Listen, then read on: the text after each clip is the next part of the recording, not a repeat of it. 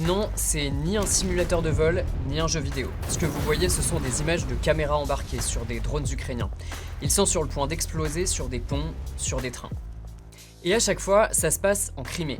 C'est cette région annexée par la Russie en 2014. Sauf que cette annexion n'a été reconnue que par une poignée de pays, des alliés de Moscou, mais jamais par la communauté internationale. Et surtout, pas par Kiev. Ce territoire est théoriquement toujours ukrainien.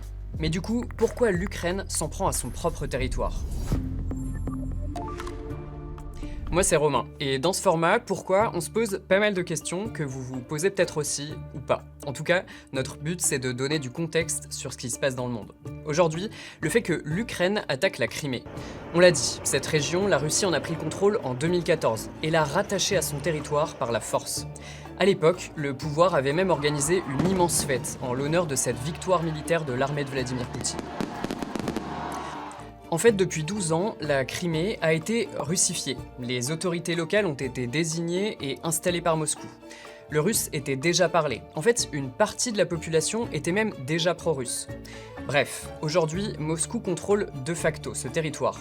Mais l'Ukraine n'a jamais renoncé à le récupérer. D'ailleurs, Volodymyr Zelensky, le président, il le répète depuis 2022, même si aujourd'hui, ça peut paraître paradoxal, vu qu'il attaque ce même territoire. Ok, mais qu'est-ce qui est visé en Crimée ? Il y a les ponts ferroviaires, les axes routiers qu'on vous a montrés, mais aussi et surtout les infrastructures énergétiques. Sur ces images satellites, ce bâtiment c'est un dépôt de carburant, ici avant une attaque ukrainienne. Et là, après, on voit un immense nuage noir qui s'en dégage et des cuves à essence en feu. Bon, et ce site, c'est loin d'être le seul à avoir été touché. Le résultat de tout ça, c'est que la distribution de carburant a carrément été suspendue en Crimée. Impossible pour les habitants de faire le plein par exemple. Le carburant sera distribué uniquement aux services publics qui assurent le fonctionnement vital et la sécurité de la Crimée. Évidemment, ça plaît pas aux habitants. On espère vraiment que d'ici une semaine, la situation s'améliorera et qu'on pourra reprendre une vie normale.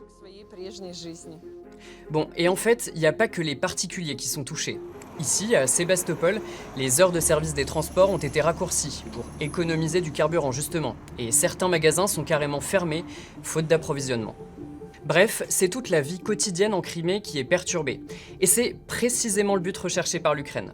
Ça pose des problèmes aux civils en Crimée. S'il manque de carburant, ils pourraient être contraints de partir et ça pourrait entraîner des problèmes politiques pour Poutine. Oui, parce que niveau image, des pénuries, ça fait pas rêver. Surtout que la Crimée, c'est aussi une région touristique, en bord de mer. En 2021, avant la guerre, il y avait plus de 9 millions de touristes par an. Aujourd'hui, c'est beaucoup moins, mais ça reste une destination à la mode pour les touristes russes. Et pour l'Ukraine, l'enjeu c'est pas juste de déstabiliser la région, mais aussi d'atteindre les intérêts de Moscou. Ok, mais en quoi ce territoire est-il stratégique ? Là, il faut se pencher sur les atouts économiques et militaires de la Crimée.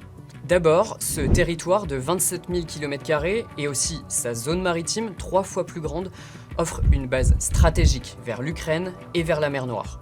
Et puis, Moscou avait déjà ses habitudes par ici, durant la période soviétique. Entre 1922 et 1991, de gigantesques infrastructures militaires avaient été aménagées. Par exemple, le port de Sébastopol. Il accueille la flotte navale la plus importante de la mer Noire, des souterrains de stockage d'armes et des sous-marins. Le contrôle de cette zone maritime offre une voie de passage pour les matières premières, comme le blé, mais aussi l'armement et les hydrocarbures russes. Le gros bonus, c'est qu'avec la Crimée, Poutine a aussi mis la main sur des eaux qui dissimulent d'énormes réserves de gaz et de pétrole.